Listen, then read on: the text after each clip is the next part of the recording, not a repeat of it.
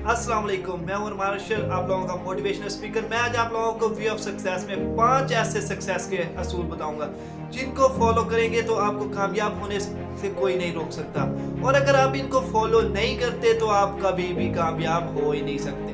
Rule number 1, आपको hard work करना होगा। अगर आपके पास टैलेंट नहीं है तो कोई बात नहीं, हार्ड वर्क से टैलेंट आ जाएगा। लेकिन अगर आपके पास टैलेंट है और हार्ड वर्क नहीं करते तो आपके पास कामयाबी कभी नहीं आने वाली। तो ये बात अपने दिमाग में बिठा लें कि आप हार्ड वर्क करेंगे तो सक्सेस मिलेगी, इसके बगैर आपको सक्सेस नहीं मिल सकती। Rule number 2, obsession. अगर आपको जुनून नहीं है, अगर आपके पास जज्बा नहीं है तो फिर भी आप कामयाब नहीं हो सकते। जब तक आप किसी भी काम को करने के लिए आपके पास जुनून नहीं है ना, आप सुस्ती के शिकार हैं, तो आप कामयाब नहीं हो सकते। फिर आप कामयाब होने का सोचे भी नहीं जब तक आपके पास जज्बा, जुनून और हिम्मत नहीं है। तो ये मेरी बात भी माइंड में बिठा लें कि दूसरी जो रूल है वो है ऑब्सेशन। आपके पास जुनून का होना बहुत जरूरी है। Rule number 3, self believe. अगर आपको अपने आप पर यकीन नहीं है तो फिर आप कामयाब नहीं हो सकते। अगर आप खुद पर यकीन करते हैं तो फिर आपको कामयाब होने से कोई नहीं रोक सकता।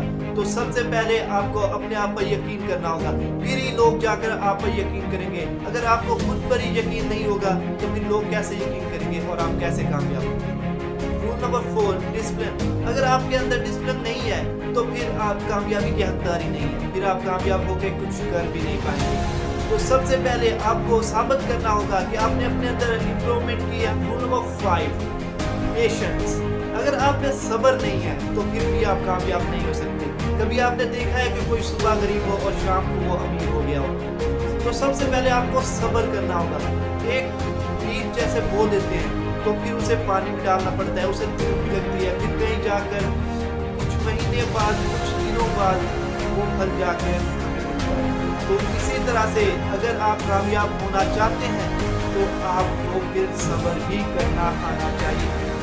इन्हें आप लोगों को ये मेरे 5 रूल्स याद रहेंगे और आप इनको फॉलो भी करेंगे, और अगर आप इनको फॉलो कर लेते हैं तो इंशाल्लाह आप जरूर कामयाब होंगे।